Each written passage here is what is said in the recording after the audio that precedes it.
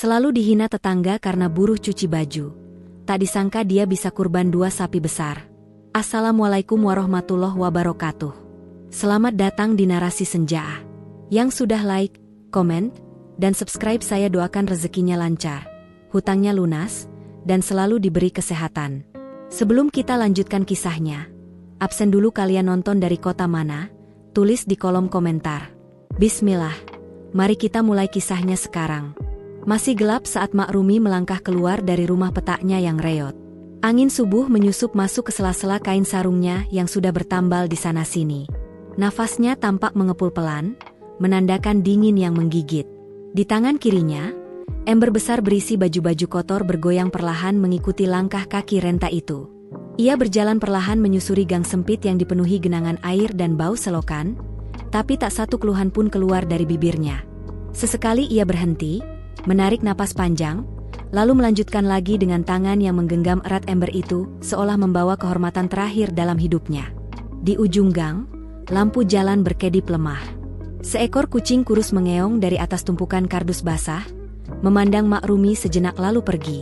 Ia menoleh sebentar, senyum tipis muncul di wajahnya yang penuh garis usia. Sabar ya, Le. Hari ini ibu juga belum sarapan.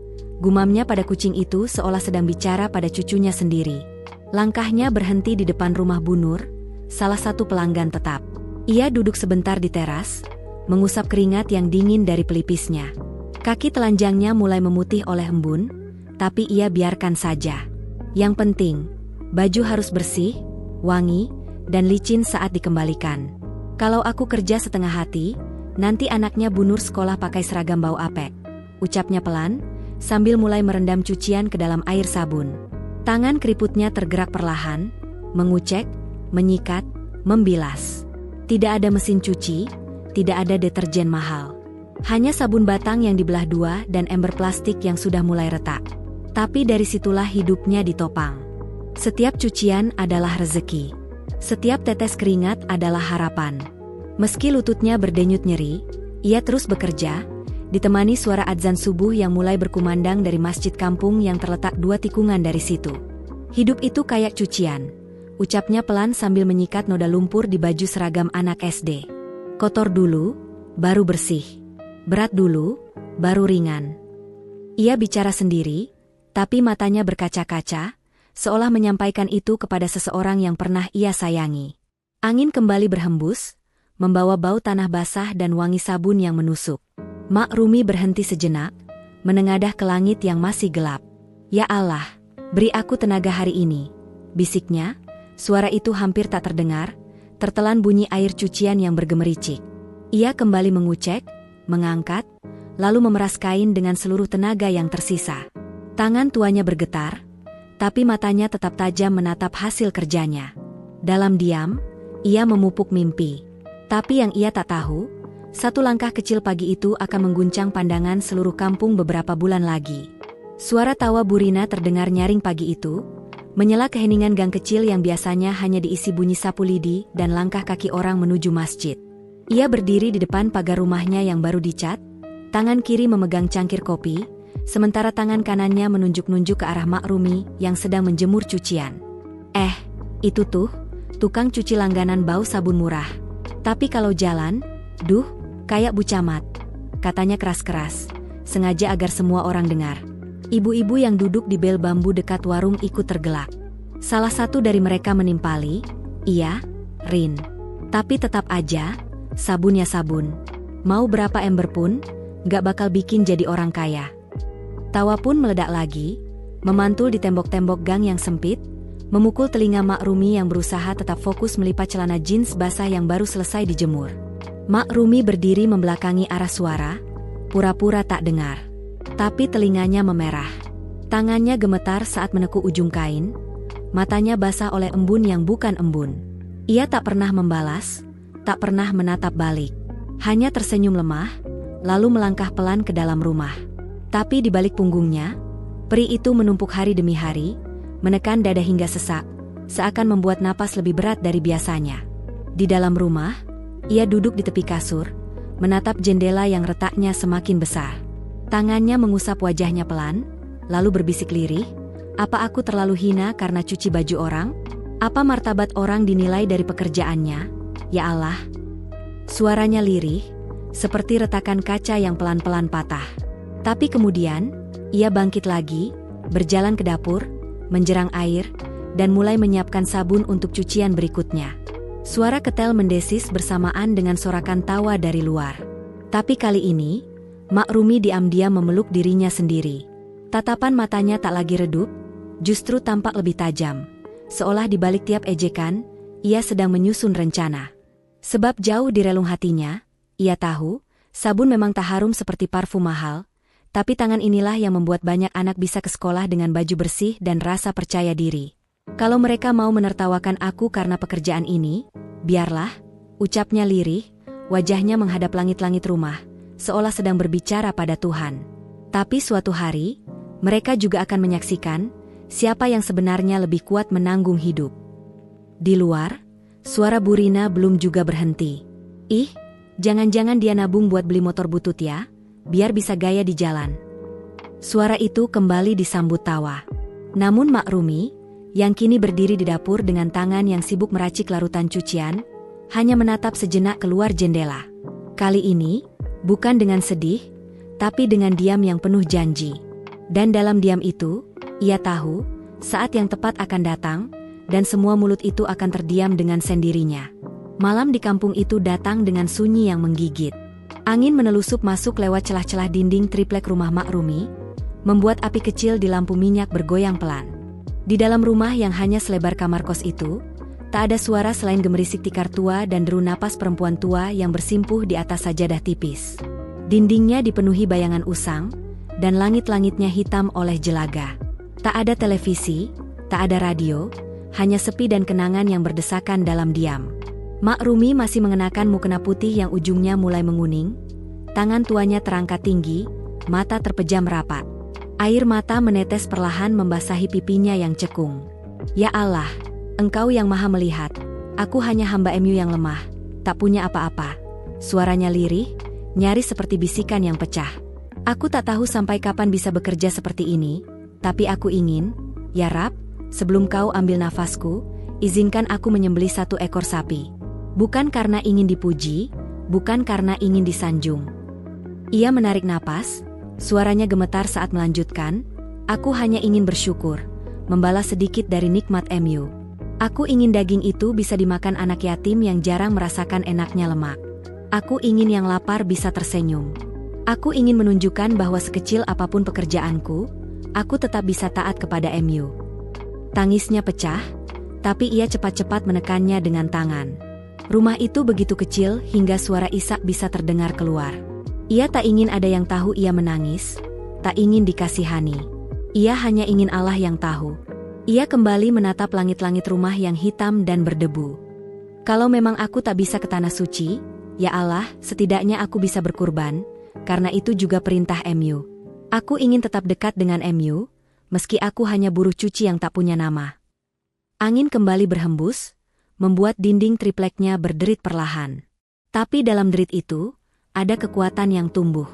Di malam-malam sepi seperti itu, di tengah gubuk kecil yang jauh dari pujian manusia, ada satu doa yang naik menembus langit, disampaikan dari hati yang paling tulus. Dan tanpa ia tahu, langit sedang mencatat setiap niatnya, menunggu waktu terbaik untuk menjawab. Setiap malam setelah cucian terakhir dikeringkan dan disetrika, Mak Rumi akan duduk di tepi kasur kapuknya yang sudah turun tengahnya, lalu meraba pelan sisi bawahnya, mencari ujung kain batik tua yang sudah mulai pudar warnanya. Dengan gerakan hati-hati, ia menariknya keluar perlahan. Di dalam lipatan kain itu, terjepit sejumlah uang receh yang dilipat rapi. 5 ribuan, 2 ribuan, bahkan 1000-an yang lusuh dan mulai robek di sudut.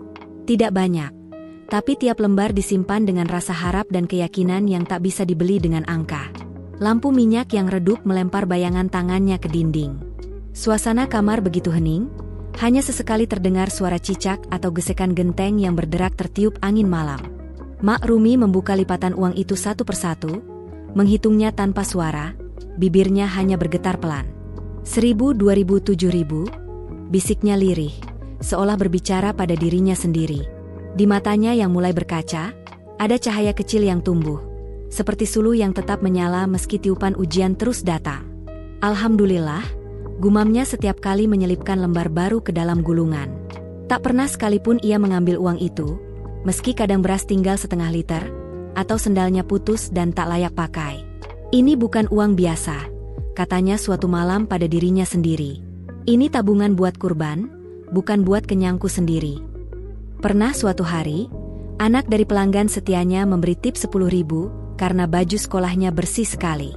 Mata Mak Rumi berkaca-kaca menerima uang itu, bukan karena jumlahnya, tapi karena ia tahu betapa sulitnya orang kecil seperti dia mendapatkan penghargaan sekecil itu.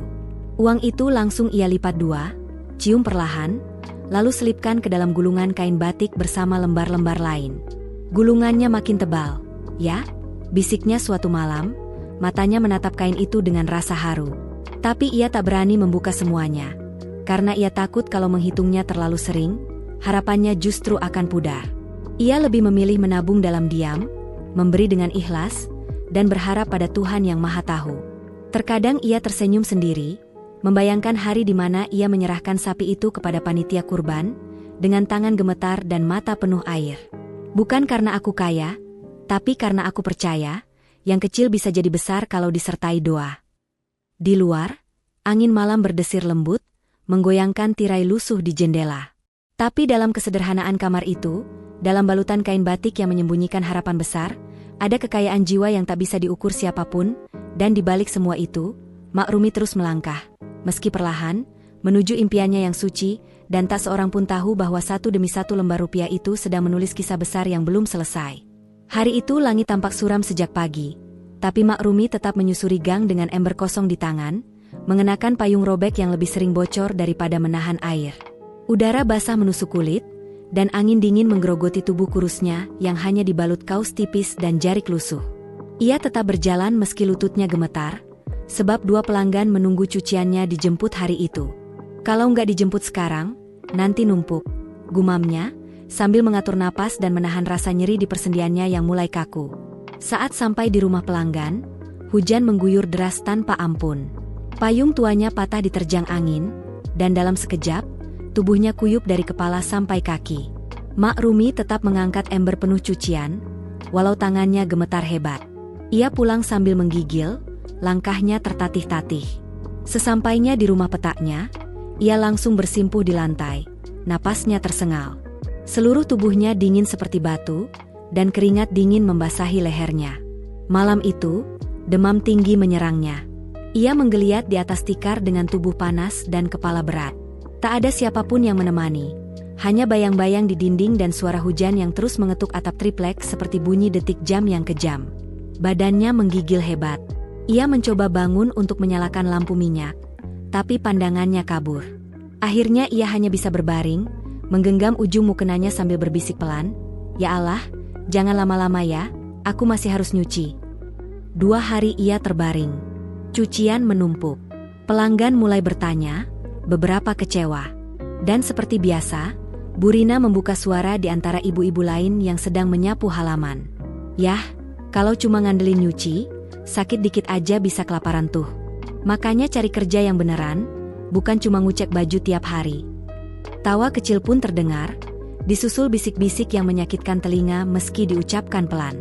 Dari balik jendela rumahnya yang setengah terbuka, Mak Rumi mendengar semuanya. Tapi bukan hinaan itu yang membuat air matanya jatuh. Ia menangis bukan karena sakit di tubuhnya, tapi karena takut ia tak sanggup bangkit, takut tak bisa bekerja lagi, takut tabungan kecil dalam kain batik itu akan berhenti bertambah. Tangisnya pelan, seperti hujan yang sudah berubah jadi rintik. "Ya Allah, jangan biarkan aku menyerah, aku belum sempat bawa 1 ekor pun untuk kurban MU." Ia menarik selimut tipisnya, memeluk tubuhnya sendiri seperti anak kecil yang butuh kehangatan. Di dalam dadanya, ada ketakutan besar yang tak bisa ditenangkan oleh obat warung. Ia takut gagal memenuhi niat yang sudah bertahun-tahun tumbuh dalam doanya. Ia takut kecewa, bukan pada dunia, tapi pada dirinya sendiri. Lalu ia pejamkan mata, mencoba tidur, berharap esok ia bisa bangun dan kembali mencuci. Dan dalam dinginnya malam yang menusuk, dalam rumah kecil yang hampir tak layak disebut tempat tinggal, Mak Rumi bersumpah dalam hatinya, walau harus merangkak, walau harus menahan sakit, ia akan terus menyisihkan 1000 demi 1000, sampai sapi itu benar-benar berdiri di hadapannya, dan niat sucinya tersampaikan. 2 tahun lalu, ketika tabungan dalam gulungan kain batik itu mulai cukup, Mak Rumi duduk di depan rumah dengan tangan gemetar memegang ponsel pinjaman dari tetangganya. Ia menelpon keponakannya di desa, Darto namanya, seorang pemuda sederhana yang bekerja sebagai peternak kecil di pelosok kampung. Suaranya lirih tapi pasti waktu itu. "Mas Darto, bisa nggak? Kalau aku nitip anak sapi 1, aku beli dari uang cucianku, tolong dirawat baik-baik. Aku mau, buat kurban nanti, kalau Allah kasih umur." Di ujung telepon, Darto sempat terdiam, tak percaya bibinya yang hidup pas-pasan bisa berpikir sampai sejauh itu. Tapi nada suara Mak Rumi tidak main-main. Maka anak sapi itu pun dibelikan, kecil dan kurus, tapi sehat. Diberi nama Rindu oleh Mak Rumi, karena katanya setiap kali menyebut namanya dalam doa, hatinya selalu terasa hangat, seolah harapan itu hidup dan berlari dalam kandang bambu di kampung. Sejak itu, setiap awal bulan, Mak Rumi menyisihkan sedikit dari uang cucian. 50.000, kadang 100, tergantung berapa banyak pelanggan. Uang itu ia kirim ke Darto untuk beli rumput, vitamin, atau bayar tukang bersih kandang. "Nggak banyak, Mas. Tapi asal cukup buat makan Rindu, aku sudah tenang," katanya setiap kali menelpon. Suaranya terdengar lega, walau ia sendiri harus makan nasi dengan garam selama 3 hari berturut-turut. Tahun berikutnya, ketika jumlah tabungannya kembali cukup, Mak Rumi memberanikan diri membeli 1 ekor lagi, kali ini lewat sistem cicilan ke seorang pedagang sapi yang dikenalkan Darto. Cicilannya kecil, tapi konsisten. Ia lebih sering berjalan kaki ke rumah pelanggan untuk menghemat ongkos, hanya agar tak telat membayar. "Kalau Allah izinkan 2, biar bisa aku bagi kedua masjid kampung. Biar orang kampungku juga merasakan daging yang aku usahakan," katanya sambil mengusap pelan selembar kwitansi cicilan sapi. Bagi orang lain mungkin 2 ekor sapi adalah angka kecil. Tapi bagi Mak Rumi, itu adalah gunung yang ia daki sedikit demi sedikit. Setiap lembar uang yang dikirim ke kampung adalah hasil dari jemari keriput yang basah sabun, lutut yang berdiri lama di lantai, dan punggung yang pegal karena memeras baju sampai kering. Ia tak pernah mengeluh. Sebaliknya, ada senyum di wajahnya tiap kali selesai mengirim uang. Di malam-malam sepi, setelah sajadah tergelar dan doa mengalir seperti air di batu, Mak Rumi memandang langit-langit rumahnya yang bocor dan berkata, "Ya Allah, aku nggak punya apa-apa kecuali niat. Tapi aku tahu Engkau tidak butuh besar kecilnya hewan kurban, Engkau hanya ingin aku ikhlas. Jadi aku terus berusaha, meski lambat, meski sendiri."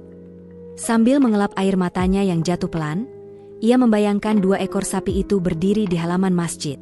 Ia tak bermimpi untuk dihormati, apalagi dibangga-banggakan. Ia hanya ingin, ketika tiba waktunya, ia bisa berbisik pada dirinya sendiri, "Rumi, kamu sudah coba semampumu," lalu tersenyum tenang, sebelum takdir melanjutkan kisahnya ke bab yang lain. Matahari belum tinggi, tapi kampung sudah hidup sejak subuh. Udara pagi bercampur bau tanah basah dan aroma daging yang mulai terbakar di beberapa sudut. Anak-anak berlarian, membawa bendera kecil bertuliskan, "Selamat Idul Adha." Sementara ibu-ibu sibuk memarut kelapa, menyiapkan bumbu gulai. Di masjid, suara panitia terdengar bersahutan mencatat nama-nama yang berkurban. Pak Haji Udin, 1 sapi. Bu Leli, kambing 2 ekor. Suasana begitu hangat, penuh semangat dan tawa. Di halaman masjid, 2 truk kecil berhenti hampir bersamaan. Asap knalpotnya mengepul, menarik perhatian orang-orang yang mulai mendekat. Di atas truk, 2 ekor sapi besar dengan bulu coklat mengilap terlihat sehat dan jinak. Panitia masjid langsung bergerak, membuka bak belakang, mengikat tali, dan menuntun kedua hewan itu turun perlahan. Semua mata tertuju pada mereka. Ukurannya jauh lebih besar dari sapi-sapi lain yang sudah datang pagi itu. "Siapa yang nyumbang sapi segede ini, Pak?" bisik seorang warga pada panitia. Belum sempat dijawab, Bu Rina, yang sedari tadi berdiri paling depan sambil melipat tangan di dada, melangkah mendekat. Wajahnya penasaran, matanya tajam menilai. "Wah, jangan-jangan dari perusahaan sawit itu ya? Atau ada pejabat datang diam-diam?" katanya dengan suara cukup keras agar beberapa ibu lain ikut mendengar.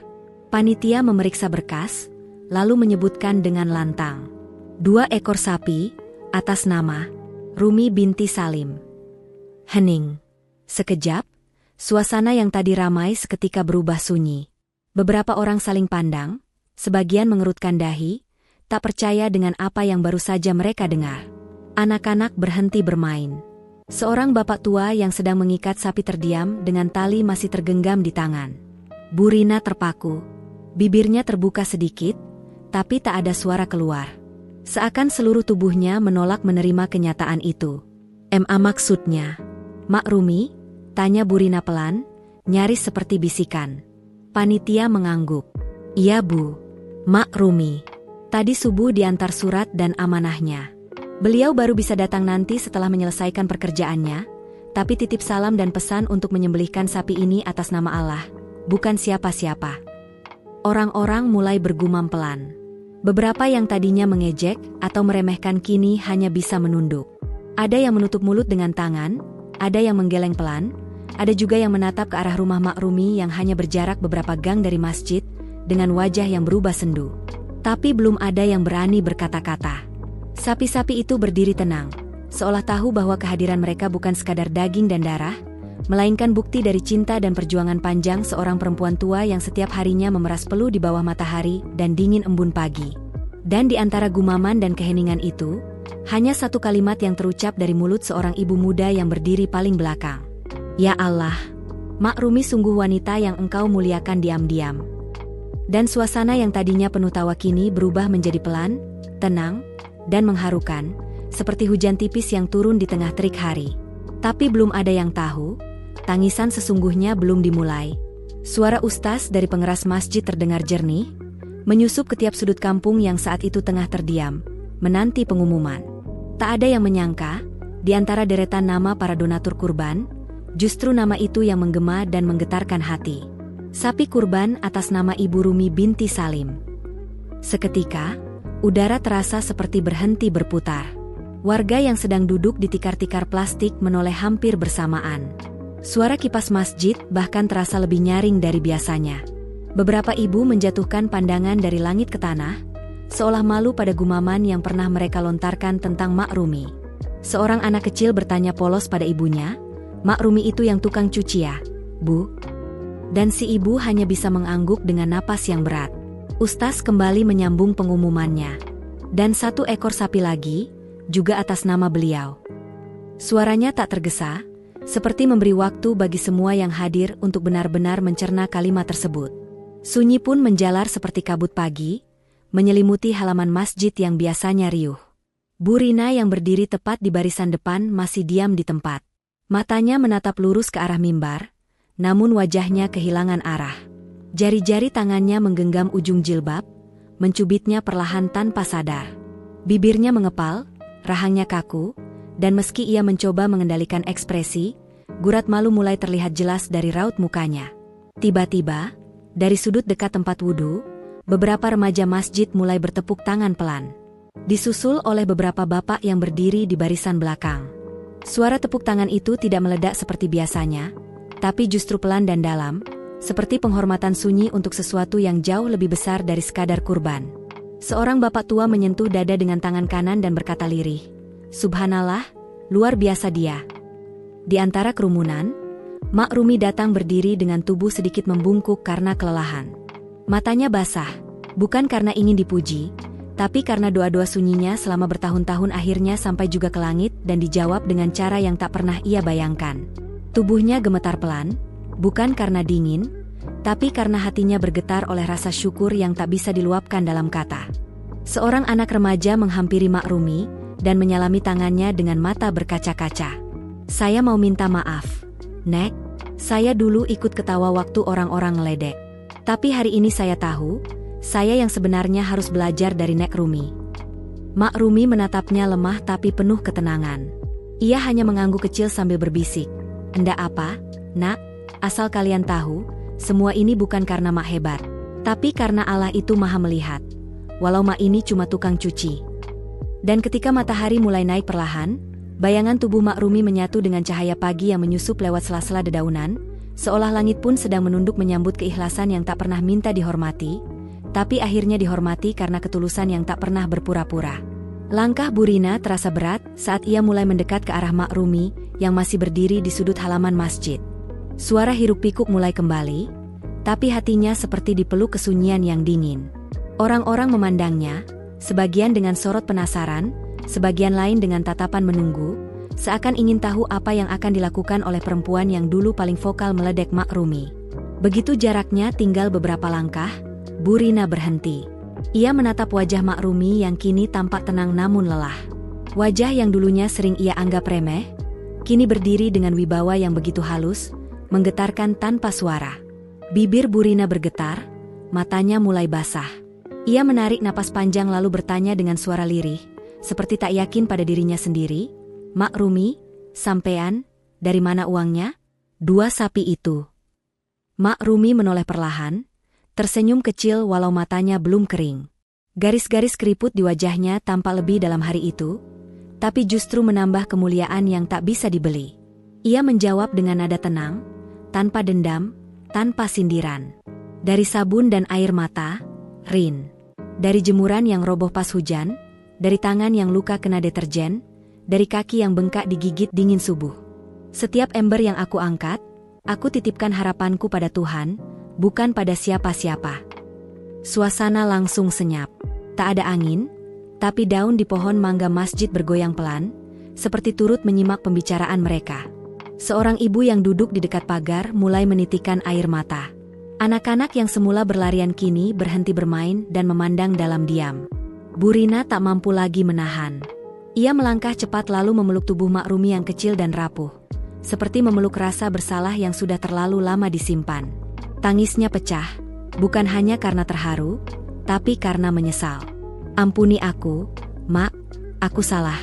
Aku sombong. Aku terlalu sibuk menilai orang dari baju dan bau sabun." Mak Rumi memeluk balik, pelan tapi penuh kasih. Ia mengusap punggung Bu Rina seperti seorang ibu menenangkan anak yang pulang terluka. "Endak apa, Rin, semua orang pernah keliru. Yang penting kita mau belajar."